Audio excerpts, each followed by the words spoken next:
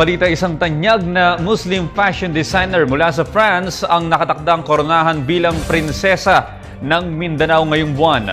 Para sa detalye, balita mo kami Munir General ng PTV ARMM. Nakatakdang koronahan bilang prinsesa ng Mindanao sa darating na ika-27 ng Pebrero si Isabelle Laforge na tubong Versailles, France. Ito ay gaganapin sa lungsod ng Cagayan de Oro bilang prinsesa ng Tribal Royal House of Mindanao sa pangunguna ni Sultan Mangakop Umpa Saud Al-Haj, ayon naman kay Sharif Ibrahim Albani, founding chairman ng Unity for Revival Foundation. Siya ay isang designer at Chief Executive Officer ng Isabelle International Design na nakabase sa Hong Kong. Sa panayam kay Laforge, anya, siya ay tutulong sa pagsulong ng kabuhayan sa Mindanao sa pamagitan ng pag-imbita ng mga investor. I'm coming as a peacemaker.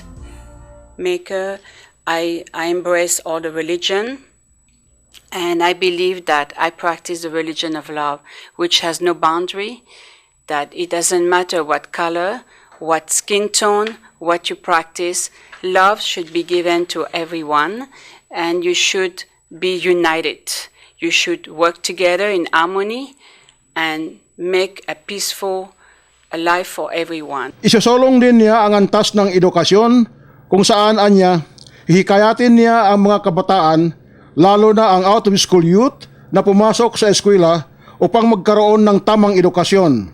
Ating matatandaan na may ilang lugar sa Mindanao ay mababa ang literacy rate. We are going to trying to promote education for the children, and so that idea is for the children to learn how to read, count, and to gain the knowledge, so when they grow up they can be able to have better quality of life and jobs in their home.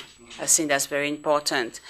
Also perhaps hire new teachers to teach for the school, assist the mothers to give a good education to the children, because as we believe that education begins at home, but it also has to begin at school. So if we can combine both of them together.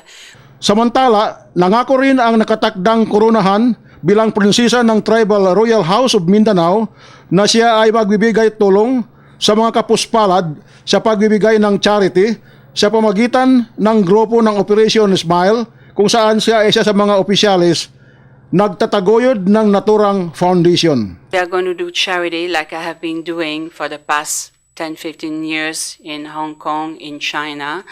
I think we could do some charity as well, that maybe once or twice a year. We are planning to do that maybe as soon as the fund is available. We would like to do something within 6 months perhaps in Mindanao.